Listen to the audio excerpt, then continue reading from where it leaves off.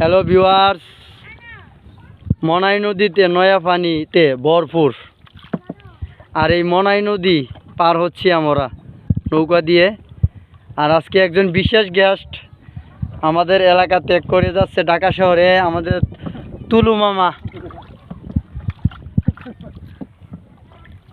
ঢাকার উদ্দেশ্যে যাচ্ছেন উনি, ঢাকা বেড়াতে অথবা কোনো কাজ পেলে কাজ করবেন। এই 60 বছর বয়সী আমাদের তুলু মামা, আমাদের হুকুমপুর গ্রামের অন্যতম মুরব্বী।